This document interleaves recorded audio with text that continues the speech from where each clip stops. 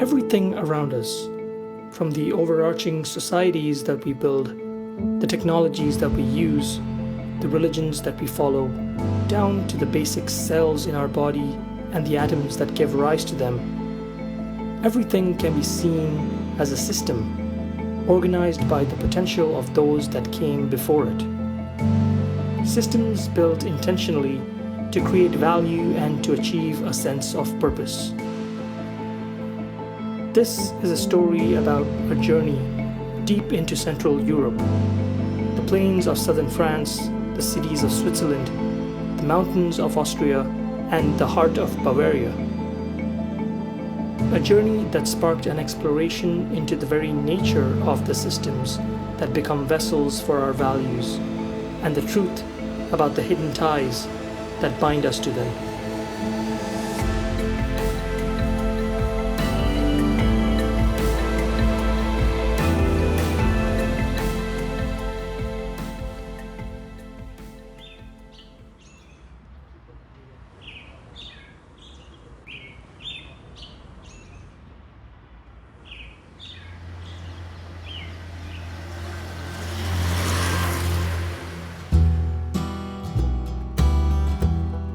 In the summer of 2025, my wife and I embarked on a road trip through Central Europe.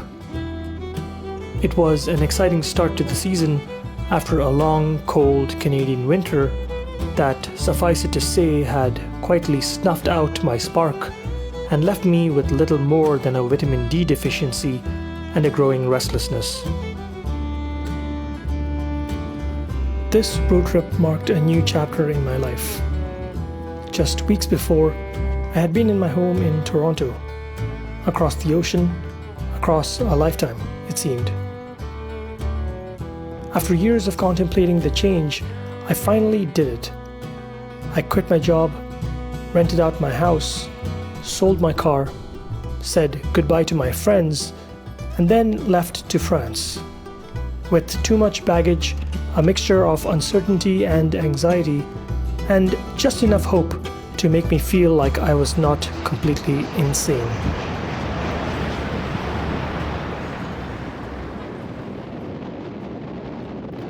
As we drove through the plains of the Occitanie region, I found myself reflecting on the system of life I had spent 19 years building back in Canada. I arrived there as a student almost 2 decades ago. I built a home, a career, a community, and an identity. And then one day, I made the conscious decision to dismantle that system and begin something new. Not because my life in Canada had failed me. No, quite the opposite, in fact. It had allowed me to thrive and to accomplish all the things that I had dreamt about as a child. It worked perfectly. It gave me the space to grow and to discover myself. I had changed over the last 2 decades, and the values that I now sought in life were to be found in a different direction. About an hour into our road trip, we made a pit stop at the Pont du Garde, an ancient Roman aqueduct rising out of the scrubland of southern France, just a few kilometers away from the city of Nîmes. It was a marvel of Roman engineering, built 2,000 years ago to move an estimated 40,000 cubic meters of drinking water daily to the ancient citizens of Nemausus, now Nîmes, from a spring near the commune of Uzès, a distance of over 50 kilometers. Precisely constructed with a gradient of less than 1/100%. So precise, in fact, that gravity alone did most of the work. Over generations, it had served as an aqueduct, a toll bridge, and now simply as proof of what human beings are capable of when they decide that something matters enough to build it.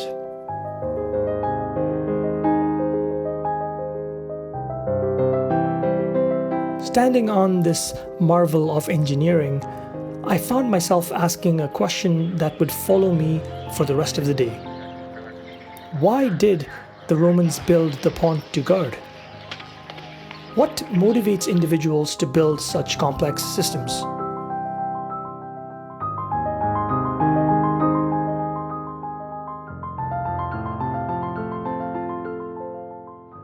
We got back in the car and drove northwards, towards the border with Switzerland. Unlike our previous trips, this one would be more touch and go, stopping through various locations along the way, just barely getting to know each one before moving on to the next.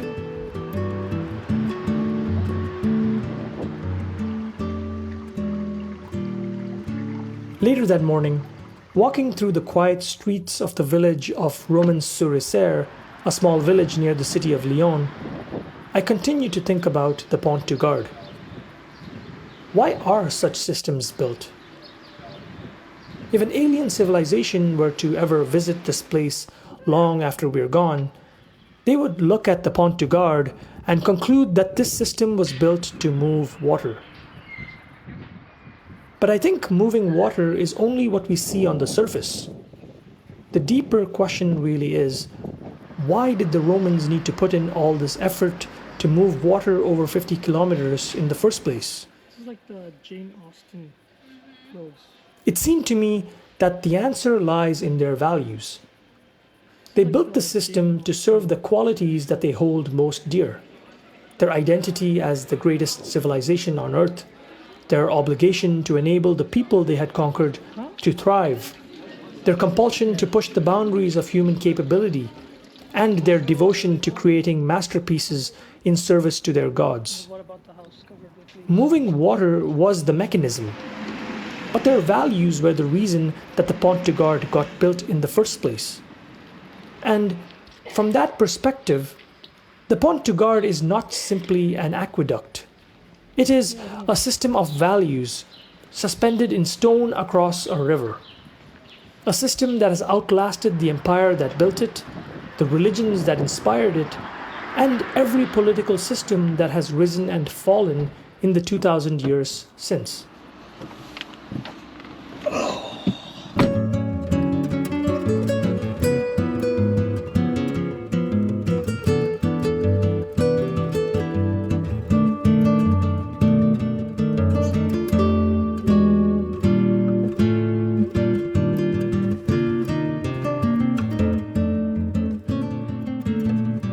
By early afternoon, we had entered the Rhone-Alps region of France.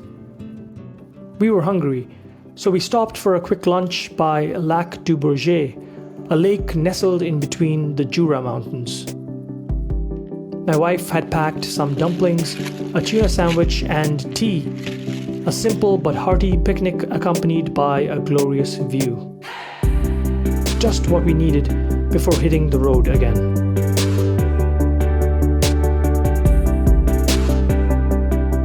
The lake looked magnificent under the afternoon sun. Every so often, the cloud cover would open up, letting the sun shine down on its surface, making it glow like something precious, cradled delicately in the arms of the mountains around it, mesmerized by its beauty.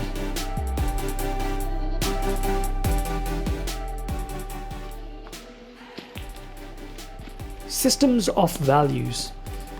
I had been ruminating constantly about this idea since the morning.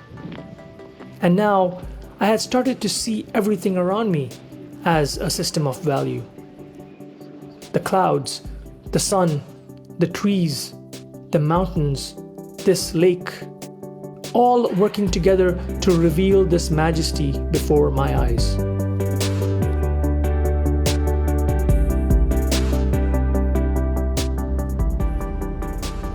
It was now late afternoon, and we had finally crossed the border from France into Geneva. Although I couldn't really pinpoint where exactly we had crossed over. No formalities, no major signs celebrating the fact that we were now in a new nation. The same language, same people, similar culture, same all-around vibe. Just a quiet transition from one nation into another.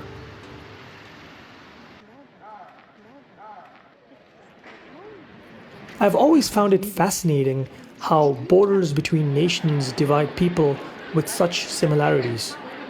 They seem so arbitrary if you don't understand the underlying values that created them in the first place. On the surface, both France and Switzerland are nations that evolved through shared geography, history, and cultures. But they are truly different systems, built on different fundamental values. France built itself around a singular, powerful idea. Their nation was built as a system of unified identity. One people, one language, one republic, built around the values of liberty, equality, and fraternity. This system, France, was to be the singular voice for its people, and to be a citizen of France was to be something greater than yourself. Whether you were from Brittany, Normandy, Alsace, or Occitanie, you were firstly and most importantly French. A single language, a single voice. Power centralized and distributed top-down from Paris outward to its regions. The Swiss Confederation, on the other hand, had built something architecturally opposite. 26 cantons, each with its own constitution, parliament and courts, coexisting within a federal system through highly involved representation on a national level.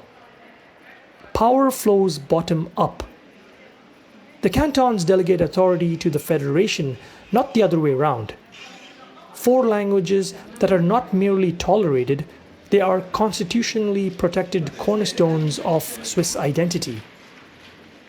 Ask a Swiss person where they are from, and they will likely tell you their canton before they tell you their country.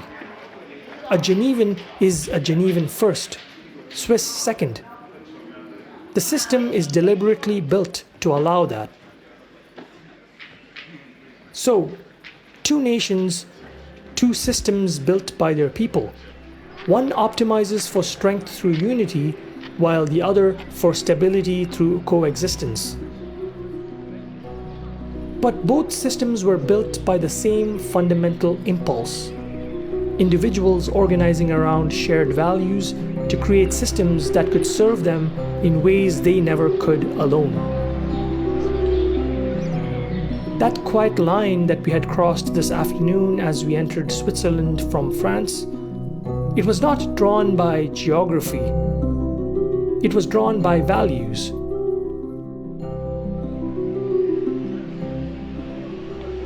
That evening, we walked along the waterfront of Geneva until sunset, looking out at the horizon of Lake Léman. Geneva was a vibrant city, proper and polished. It was also an expensive city. So, as the sun set, we quickly made our way towards Lausanne in the hopes of finding a more reasonable place to rest for the night.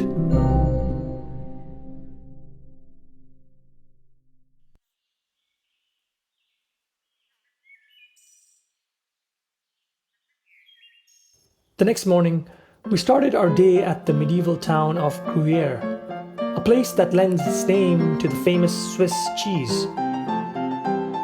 A town that is perched on top of a beautiful hill in the canton of Fribourg. It hosts a famous castle built around the year 1138 by the Count of Gruyères.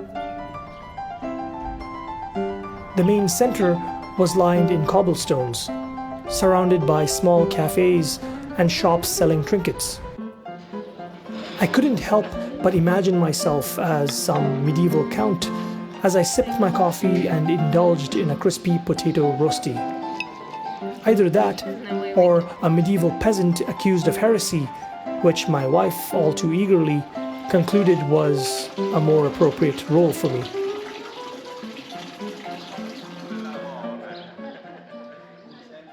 As we strolled through the town, I found myself trying to understand from first principles how systems of values actually form. At the most basic level, it seems that everything around us is simply a system of organized energy. subatomic fields that coalesced into particles of matter, which in turn organized themselves into increasingly complex forms. These may appear to be random events stretched across eons, but the results are not random. They are deterministic, shaped entirely by the qualities encoded in the essence of the matter itself. Matter values stable systems, and based on an awareness of its own qualities, what I have referred to in the past as self-conceptualization, all matter in the universe tends to strive towards more complex, stable states through which it can realize what it values, striving in a sense towards the fulfillment of its own potential for purpose.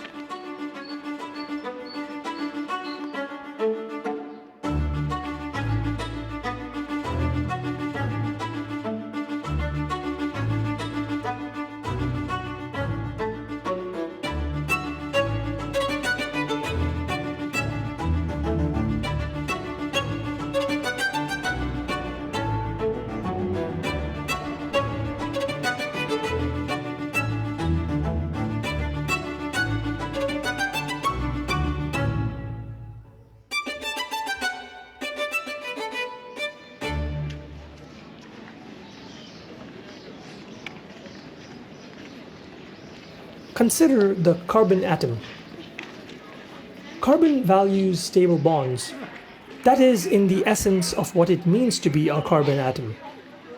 It has the potential to share 4 of its electrons and through that sharing to become part of something more complex, something that can expand purpose beyond itself. And so, the carbon atom organizes. It pairs with hydrogen, dictated by the laws of physics, of course, to form methane, a new system that provides stability to carbon while opening the door towards its evolution. A system that carbon, in its own elementary way, values. But the journey towards self-organization does not end there. This new, more complex, more intelligent system called methane now strives towards realizing increasingly complex values, to actualize new qualities, to reach towards its potential for purpose. It reorganizes around new values, temporarily releasing the stability that it had achieved to create connections with oxygen, forming molecules like formaldehyde and eventually glucose. Glucose, this new system, can now store energy, something that will give it much greater reach towards potential. No individual carbon atom could ever do that. Think about that. A new collective system has now emerged from what was once a humble carbon atom, with qualities that existed in none of the components before it. The process of self-organization into new systems then continues into nucleotides, RNA, DNA, into cells, tissues, organs, and into this overarching system that we now call the human body, into me. At each stage, the preceding components organize themselves consciously into a collective system of exponentially greater intelligence and capability. That original carbon atom that sought nothing more than 4 stable bonds is, billions of years later, part of a system that can ask why.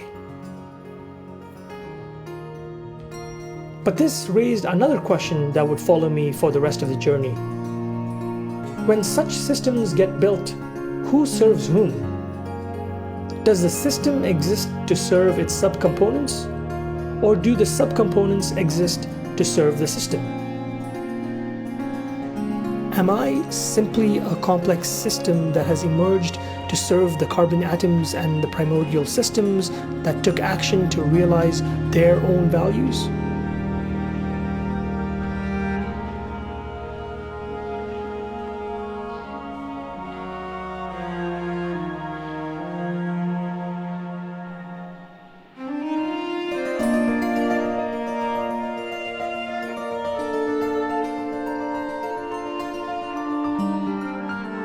Over the next 2 days, We slowly made our way through the various cantons of Switzerland, stopping by Lucerne, Zurich and Vaduz, before finally crossing over into the Tyrol region of Austria, or Österreich as the locals call it, the Eastern Kingdom.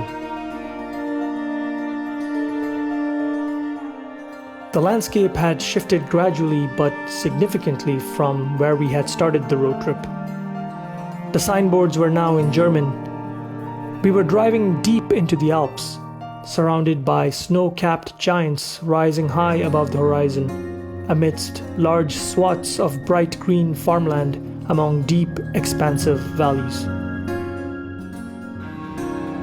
Everything seemed to be in harmony with each other. Tree cover blanketing the mountains like luxurious fur coats. The occasional medieval church tower blending naturally into the hills as though the hills themselves had created them. Rivers shimmering in the sun, roads winding through the valleys, moving people to and from the villages like veins circulating blood to one's limbs.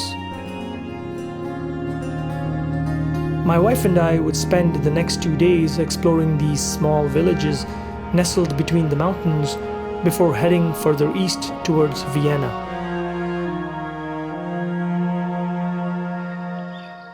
Deep down, I had convinced myself that there was something to be learned about the nature of systems from this place.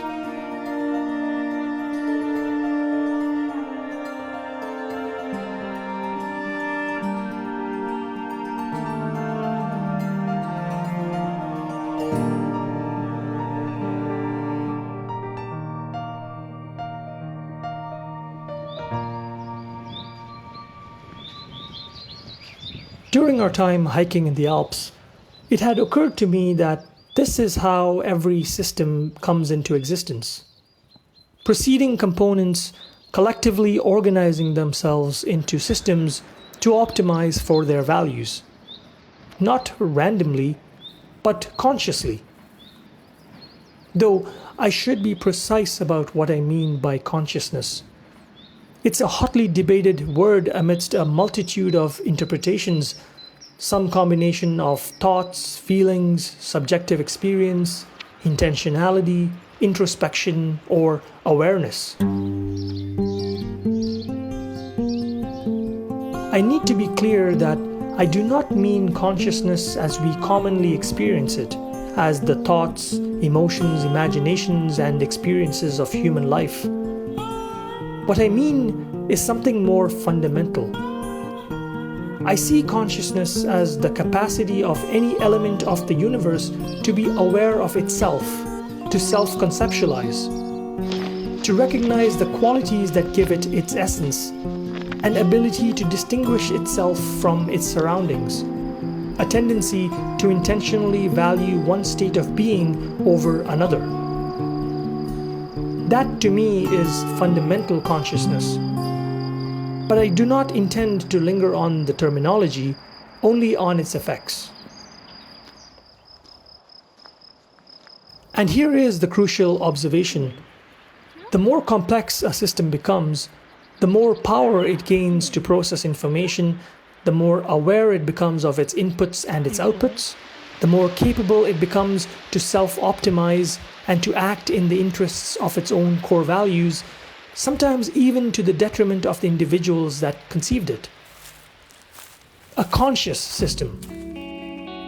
The system's consciousness emerges from the collective consciousness of all its preceding subcomponents.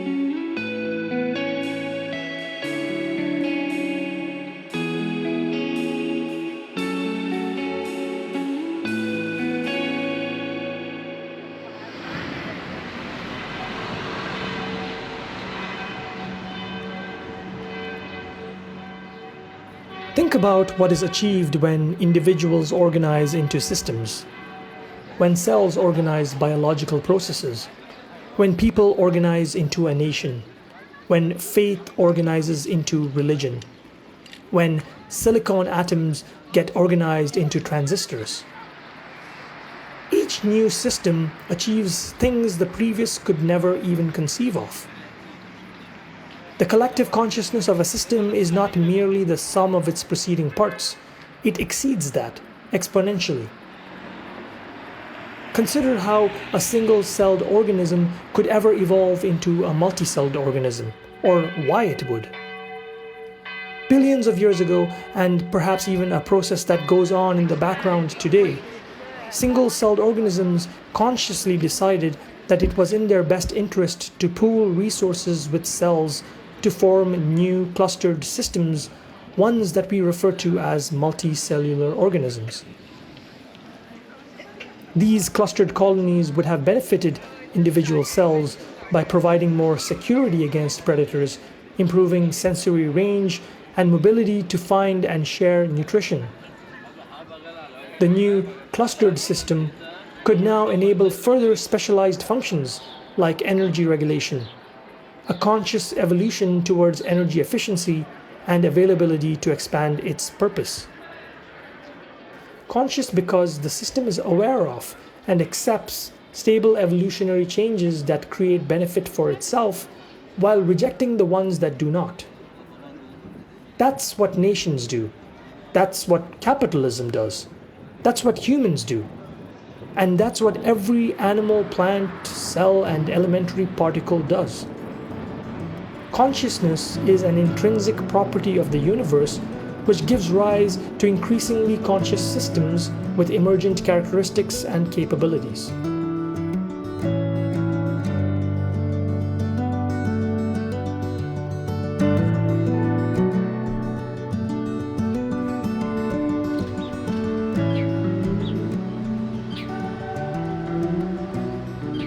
We have discussed before that everything that exists in our awareness needs to be first conceptualized into existence based on the core qualities that define its essence.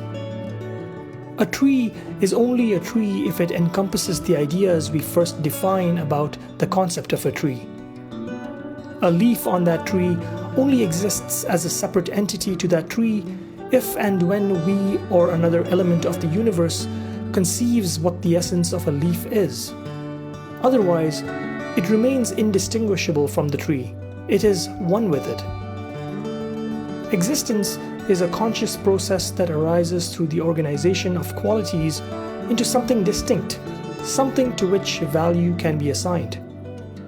And so, to exist is to be a system of value.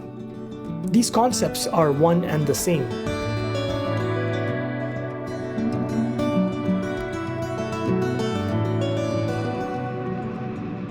Let's go back to the discussion about nations for a moment.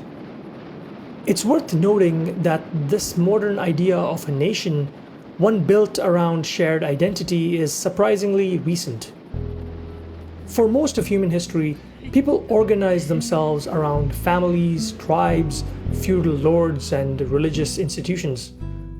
Systems still driven by coherent shared values, but far more local, far more immediate.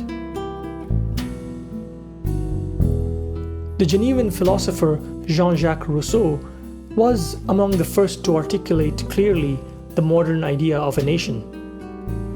In his Social Contract of 1762, he proposed that legitimate governance could only arise from the collective will of the people. Not the will of a king, not the will of God, but the will of the subcomponents, pooled into a system that would serve their aligned interests.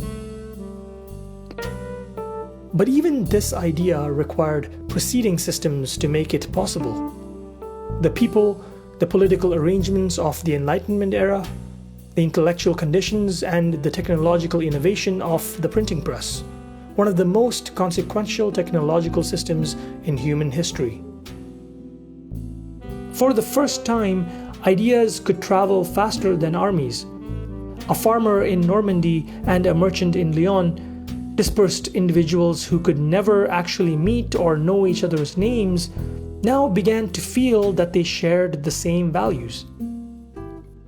Thus, a collective consciousness could form that would organize into this new system, this conceived idea of a nation, and subsequently the ingredients that would be required to make that system run: the institutions, the armies, the laws, and the borders.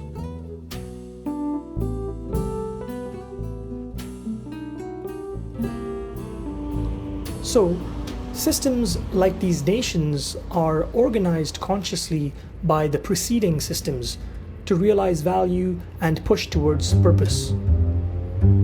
Systems are built to automate value creation.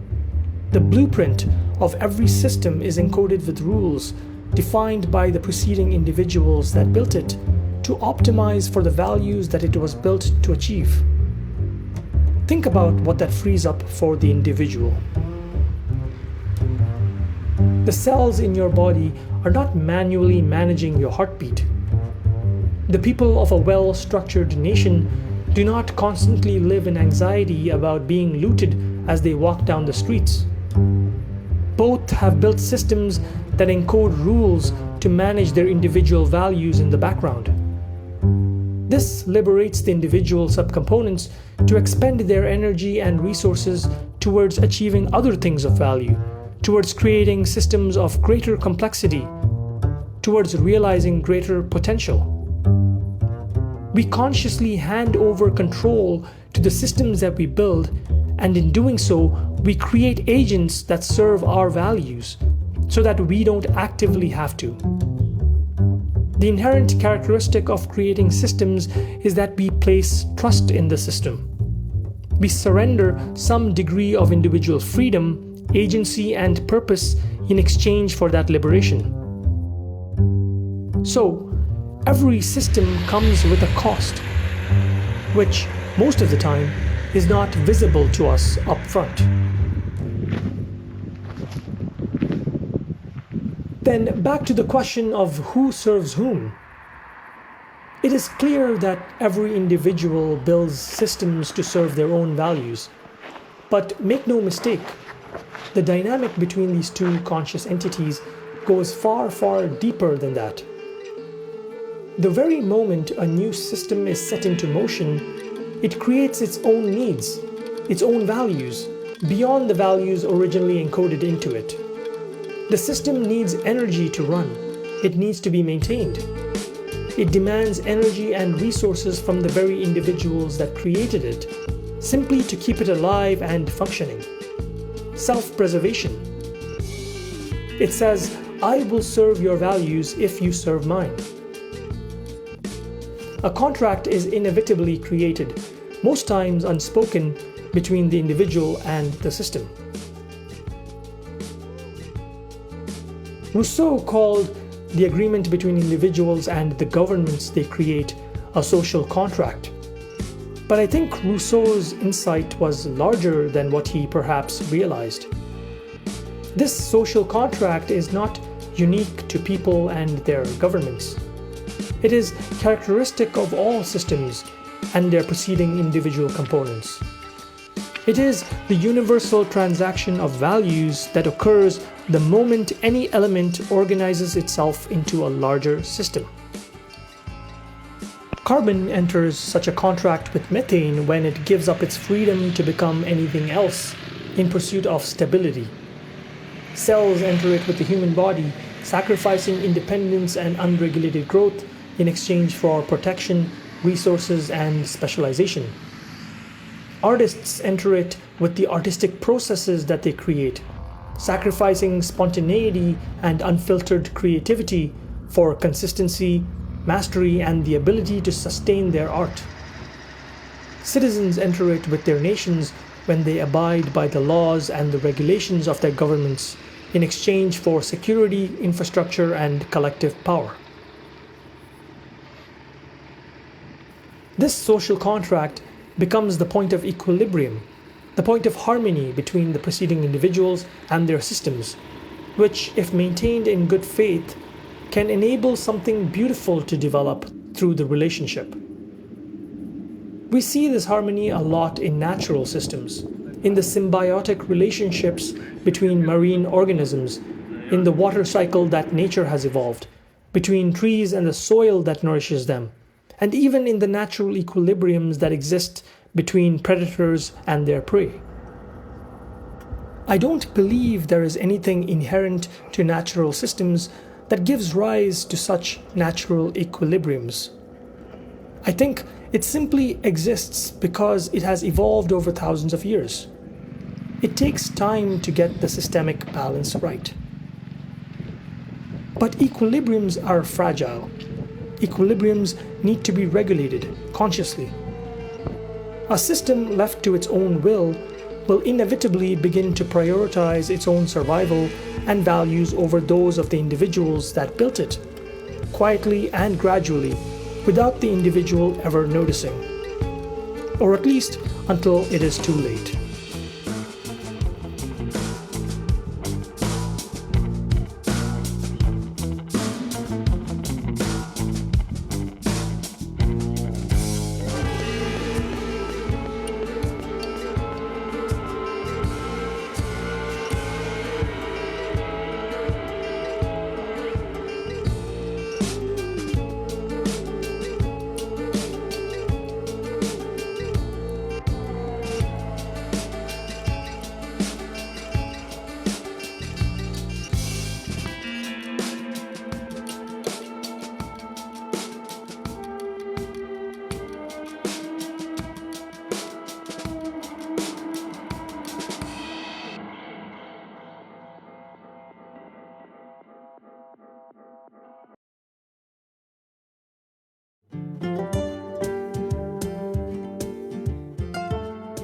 By now, we had slowly made our way up into Bavaria. The land had opened up into something different from where we were before. Quiet, vast areas of farmland stretching in every direction. Growing barley, I think. Moving gently in the wind, completely in sync. Back in the Alps, the mountains were in control. But here, it seemed that the land had been reined in, put under control, and domesticated.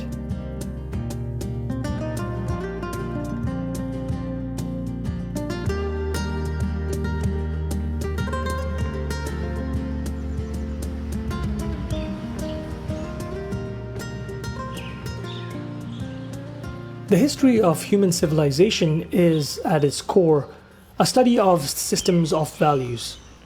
A study of how individuals, guided by what they care about, organize relationships and processes into enduring systems. And throughout history, we see again and again that systems built to serve individual values inevitably shift over time towards preserving and serving the values of the system itself.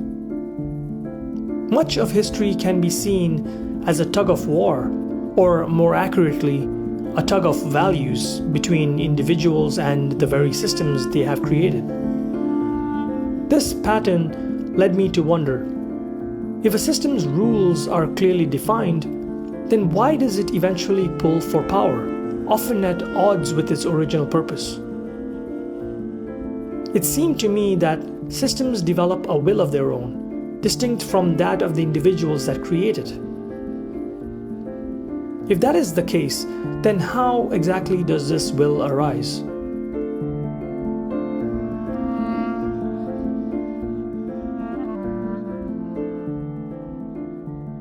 To understand the mechanics of how a system develops a will of its own, consider a simple tribe of hunter-gatherers, similar to what our ancestors may have been thousands of years ago. They are simple folk. People who share everything, with no concept of ownership or money. Their lives revolve around a few simple values: food, safety, community, leisure, and a sense of purpose. Values held in a rough but workable balance. These hunter-gatherers sometimes find scarcity of food, especially during the dry season. So, With time, they invent a system of localized farming to create surplus. Just a practical response to a practical problem. This new system that the hunter-gatherers have created is one that optimizes for food. But the act of optimization, by definition, is to maximize the output of one variable over another, sometimes at the expense of the other. And as the farming system optimizes, it grows. And as it grows, it develops needs of its own. It needs time. It needs energy. It needs tending. It needs faith. Faith that was once placed in nature cycles to provide what the people needed. As generations pass, new patterns begin to emerge. Leisure disappears as people spend more of their day on the field. Old skills, once central to the survival of their ancestors, and their sense of purpose begin to atrophy. New systems of pest control are created to keep away wildlife and pests that are attracted to the increased food supply. Fertilization emerges as a method to replenish the soil and push the boundaries of the system's optimization. By now, these people are no longer hunter-gatherers who farm, but rather servants to the field. Their culture has adapted to the system's requirements. If farming were to now collapse, their survival itself would be at risk. So, they do everything they can to keep the system alive, layering one new subsystem after another to try and resolve the symptoms of a broken equilibrium. Somewhere along the way, without anyone deciding it, the roles got reversed. The system demanded, and the people delivered. We see the same patterns of short-term, unconstrained optimization throughout history. The division of land gave way to ownership and feudalism. Nationalism and fascism promised to solve the suffering that the feudal systems never could. Then, capitalism, adopted as a solution to create fairer exchange and individual opportunity, evolved into a self-preserving engine demanding ever more efficiency, unlimited consumption, and unsustainable growth above all else, with the economy simply becoming the new face of the Almighty.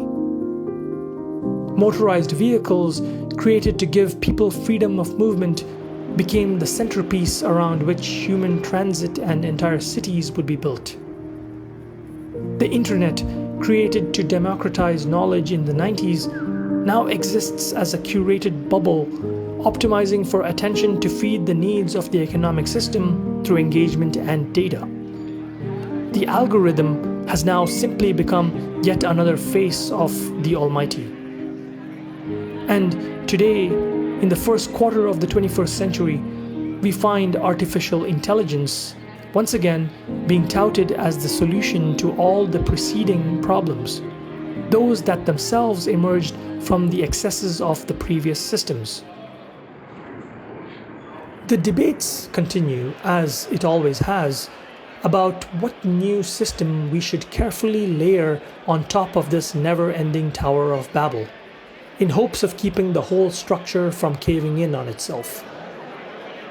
Nobody questions why these patterns arise in the first place. Nobody questions what the equilibrium ought to look like. Nobody understands what ambiguous value we are now trying to achieve through these never-ending cycles of new systems that we impose on ourselves.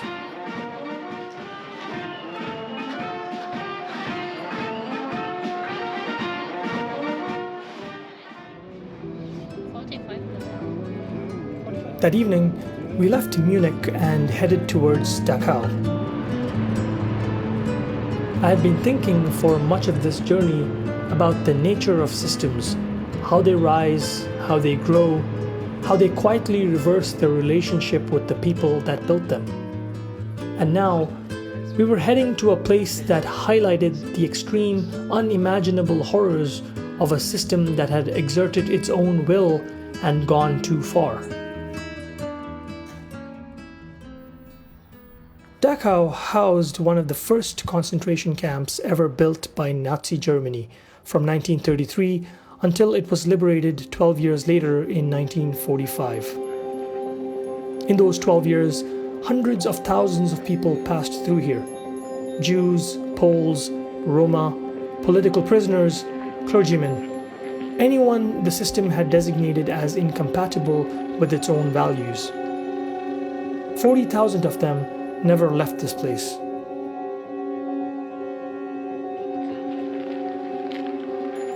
Walking through these grounds, I found I couldn't speak for a while. I was trying to digest how something that looked so ordinary could be responsible for something so unimaginable. The system built here had become the blueprint for the subsequent concentration camps established by the Nazis. A system built by humans solely to exterminate human life. It was complex, efficient, perverse. We walked past a courtyard where summary executions were carried out. Low buildings where horrendous medical experiments were performed on young children. Barracks where thousands of people were tortured. And a path to the gas chambers borne smooth by the weight of what it had witnessed. I felt genuinely sick walking through this place, not in any metaphorical sense, but in the way your body reacts when your mind encounters something it cannot fully absorb. How does a society become so blind to allow something like this to propagate?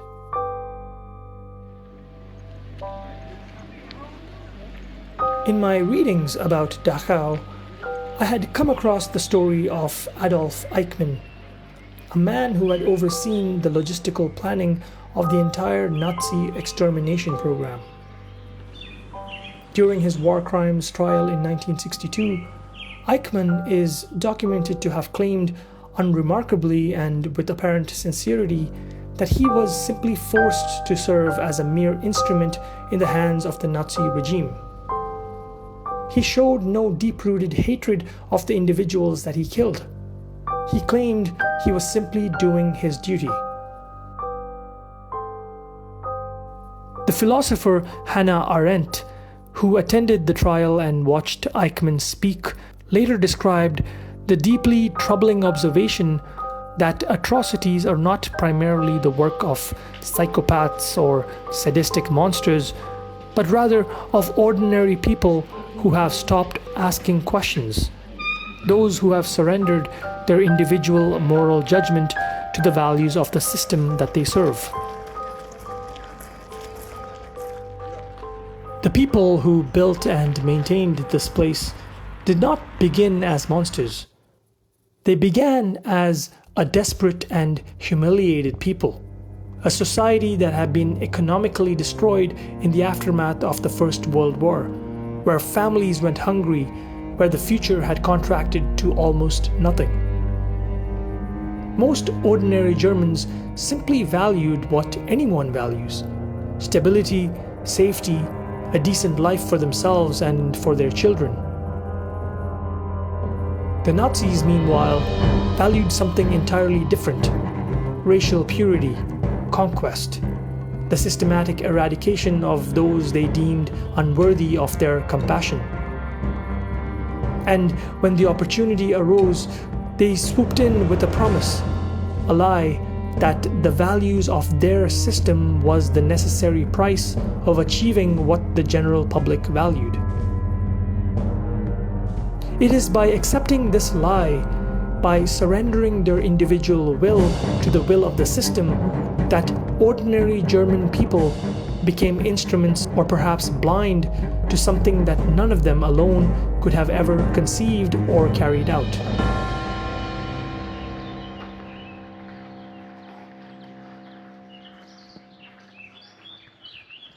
This is the essence of the Führer principle, the principle that duty to the Nazi system superseded individual moral judgment, that the will of the system, and by extension its leaders, was the highest obligation that a citizen could fulfill. The system itself may have been built on the values of a few evil people, but it was the complacency of a society turned blind to a system that imposed its will on them that allowed it to propagate such atrocities. Visiting Dachau made it clear to me what we stand to lose if we do not ask the question, who serves whom? A question that is just as relevant today as it was back in 1945.